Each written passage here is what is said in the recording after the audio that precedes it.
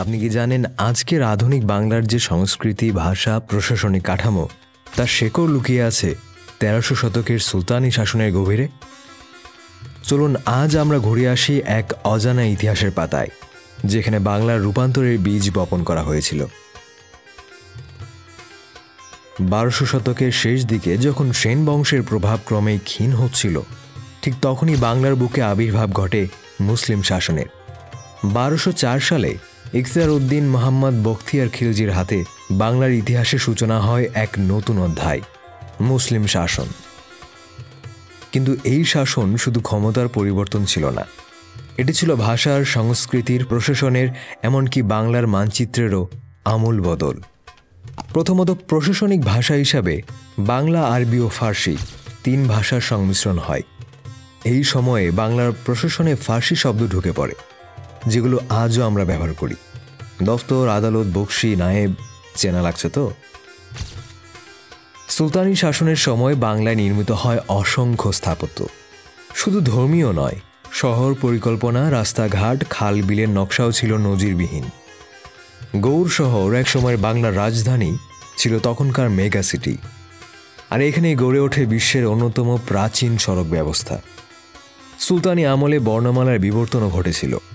আরবি, ফার্সি, আরবের প্রভাব বাংলা লিপিতে ছাপ ফেলেছিল, যার কিছু ছাপ আজও আমাদের লেখাপড়ায় রয়ে গেছে। সেই সময় শুরু হয় পুঁথি সাহিত্য, যার ভাষা ছিল মিশ্র, বাংলা, আরবি ও ফার্সি মিলিয়ে এক অপূর্ব রূপ। এই সময় কৃষি ও রাজস্ব ব্যবস্থায় আসলো বড় পরিবর্তন। সুলতানরা ভূমি জরিপ চালু করেন। কৃষকদের কাছ থেকে কর আদায়ের জন্য গড়ে তোলা হয় জমিদার ও মোহরির ব্যবস্থা, যা পরবর্তীতে ব্রিটিশদের জমিদারি প্রথার ভিত্তি হয়ে দাঁড়ায়। আর সংস্কৃতি, এই সময়ে বাংলার মুসলিম লোকজ সংস্কৃতির উন্মেষ ঘটে। পীর আউলিয়া কেন্দ্রিক খানকা প্রশাসনিক ব্যবস্থা, সুফি গান, কবিতার প্রভাব, সুফি চেতনা সবই রয়ে গেছে বাংলার রন্ধ্রে রন্ধ্রে।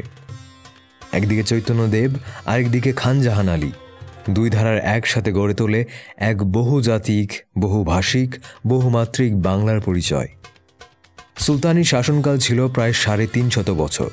এই সময়টাতেই গড়ে ওঠে এমন এক বাঙালি পরিচয়, যার ভিত ছিল ধর্মীয় সহাবস্থান, ভাষার সমৃদ্ধি, সাংস্কৃতিক, অর্থনৈতিক এবং সামরিক বিকাশে। অতীত না জানলে ভবিষ্যতের পথ বোঝা যায় না, এবং এই ইতিহাস আমাদের শেখায় আধুনিক বাংলা আসলে গড়ে উঠেছিল সেই প্রাচীন সুলতানি ইটের ওপর দাঁড়িয়ে। ইতিহাস কখনো নিছক গল্প নয়, বরং বর্তমানকে বোঝার একটি আয়না। এই ভিডিও যদি আপনাকে নতুন কিছু জানতে সাহায্য করে, তাহলে লাইক দিন, কমেন্টে জানান আপনার মতামত। আর নতুন এক ইতিহাসের গল্প শুনতে সাবস্ক্রাইব করুন আমাদের ইউটিউব চ্যানেল নারেটর বাংলা।